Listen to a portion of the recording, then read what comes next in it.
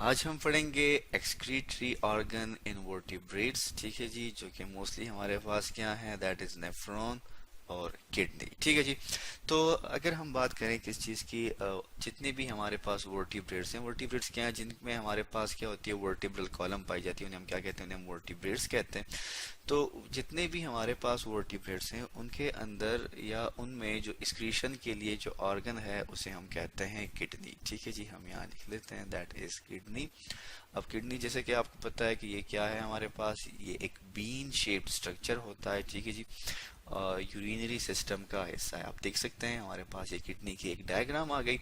ठीक है जी। तो अब हम आगे बढ़ते हैं और ये क्या करता है, ये हमारे पास मेन एक्सक्रीटरी ऑर्गन है। हम यहाँ लिख लेते हैं एक्सक्रीटरी ऑर्गन है। ठीक है जी, एक्सक्रीटरी ऑर्गन है। ठीक है जी। अब हम आगे बढ़ते हैं और ये क्या है जी, बेसिकली किस तरह ये हमारे पास एक्सक्रीटरी ऑर्गन है या ये किस तरह एक्सक्रीशन करता है। तो जैसे कि आपको पता है कि ह्यूमन के बॉडी में मौजूद है फ्लूइड जिसे हम कहते हैं ब्लड। ठीक है जी, जो कि वेसल्स में मूव करता है। अब ब्लड की ये क्या करता है, ब्लड की ये फिल्ट्रेशन करता है। क्या करता है जी, फिल्ट्रेशन करता है, उसकी सफाया करता है और वो चीज़ें जो को ब्लड को ज़रूरत नहीं है उसको वो रिमूव कर देता है। ठीक है जी। अब ये फिल्ट्रेशन जो है ब्लड की, ये किसके थ्रू करता है, ये जी हमारे पास करता है जो कि किडनी का फंक्शनल यूनिट है जिसे हम कहते हैं नेफ्रॉन। क्या कहते हैं, नेफ्रॉन कहते हैं। साथ में हम नेफ्रॉन की डायग्राम भी ले आते हैं ताकि आपको समझने में आसानी हो। ठीक है, ये जी हमारे पास जो है नेफ्रॉन की डायग्राम आ गई। आप देख सकते हैं ये है हमारे पास नेफ्रॉन जो कि फंक्शनल यूनिट है किस चीज़ का, किडनी का। अब अगर हम बात करें नेफ्रॉन की, तो ये नेफ्रॉन क्या करता है, ये ब्लड जो हमारे पास फिल्टर होता है तो ये हमारे पास क्या बनाता है, यूरिन बनाता है। तो उसमें हमारे पास क्या क्या चीज़ें मौजूद होती हैं, जो हमारे पास यूरिन बनता है उसमें हमारे पास मौजूद होता है यूरिया। ठीक है जी। और यूरिया के साथ जो है वो इसमें मौजूद होता है वाटर। ठीक है जी। और वाटर के साथ जो है इसमें हमारे पास मौजूद होते हैं सॉल्ट्स। ठीक है जी, सॉल्ट्स भी इसमें मौजूद होते हैं। इसके अलावा जो है किडनी जो है, इसका फंक्शन ये है कि ये हमारे पास वर्क करता है, फंक्शन करता है एज ए होम्योस्टैटिक ऑर्गन। ठीक है जी, हम यहाँ लिख लेते हैं that is homeostatic, HOMEO, homeostatic, STATIC, homeostatic organ के तौर पे भी ये क्या करता है, काम करता है। तो बॉडी के होम्योस्टेसिस, होम्योस्टेसिस हम किसे कहते हैं, to maintain internal body temperature या internal body condition constant with respect to the surrounding environment. तो ये हमारे पास क्या है, होम्योस्टेसिस होती है। तो ये क्या करता है, बॉडी के टेम्परेचर को मेंटेन रखता है, किसके थ्रू, यूरिन के फॉर्मेशन के थ्रू। ठीक है जी। तो इसके अलावा जो है अगर हम बात करें, जैसे कि हमारे पास, चूंकि हम यहाँ पे कह रहे हैं वर्टिब्रेट्स की, तो आपको पता है कि वर्टिब्रेट्स में हमारे पास 5 जो हैं, फर्दर हम उसे ग्रुप्स भी कह सकते हैं, या 5 तरह के जानवर जो हैं उसमें पाए जाते हैं।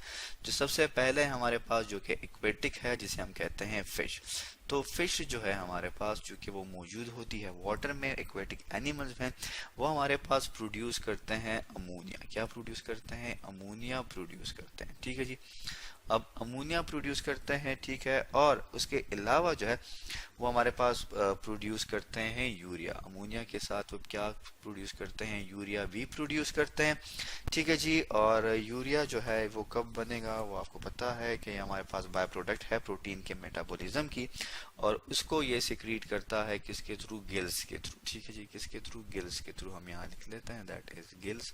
गिल्स के थ्रू ये क्या करता है, उसे सिक्रीट करता है। ठीक है जी। तो अब हम आगे बढ़ते हैं। ठीक है जी, जो कि अब इसके बाद हमारे पास जो है, इसके बाद जो है दैट इज एम्फीबियंस की अगर हम बात कर लेते हैं। ठीक है जी, हम यहाँ लिखते जाते हैं साथ साथ एम्फीबियंस। फिशेस के बाद हमारे पास क्या है, एम्फीबियंस है। एम्फीबियंस जैसे कि आपको पता है कि ये हमारे पास क्या है, डुअल कैरेक्टर के ऑर्गेनिज्म होते हैं। ठीक है जी। और ये हमारे पास क्या होते हैं, खुश्की पे भी होते हैं और पानी में भी होते हैं, और ये हमारे पास एक्सक्रीट करते हैं, that is known as a urea. ठीक है जी, क्या करते हैं, एक्सक्रीट करते हैं यूरिया। इसके अलावा जो है अगर हम बात करें तो एम्फीबियंस के बाद हमारे पास आ जाते हैं रेप्टाइल्स। ठीक है जी, हम यहाँ लिख लेते हैं दैट इज रेप्टाइल्स। और रेप्टाइल्स के बाद हमारे पास आ जाते हैं बर्ड्स। ठीक है जी। रेप्टाइल्स हो गए, बर्ड्स हो गए, ठीक है। रेप्टाइल्स जैसे कि आपको पता है, जैसे कि स्नैक्स हो गए, ठीक है। बर्ड्स आपके पास मुख्तलिफ जो है परिंदे इसमें आ जाते हैं, ठीक है। ये हमारे पास क्या करते हैं, ये हमारे पास एक्सक्रीट करते हैं या सिक्रीट करते हैं या प्रोड्यूस करते हैं, दैट इज यूरिक एसिड, ठीक है जी। हमारे पास क्या प्रोड्यूस करते हैं, यूरिक एसिड प्रोड्यूस करते हैं, ठीक है जी। और इसके अलावा जो है ये सॉरी यूरिक एसिड प्रोड्यूस करते हैं किसकी, यूरिया की मतलब प्रोड्यूस नहीं करते हैं, हमारे पास यूरिक एसिड प्रोड्यूस करते हैं। क्यों?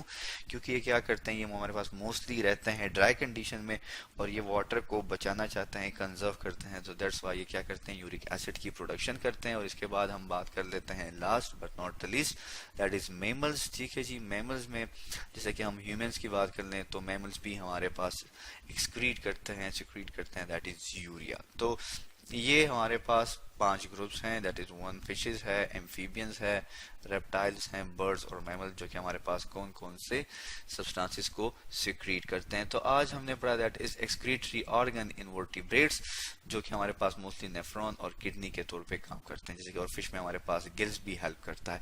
तो आज हमने पढ़ा excretory organ in vertebrates, nephron और किडनी के बारे में।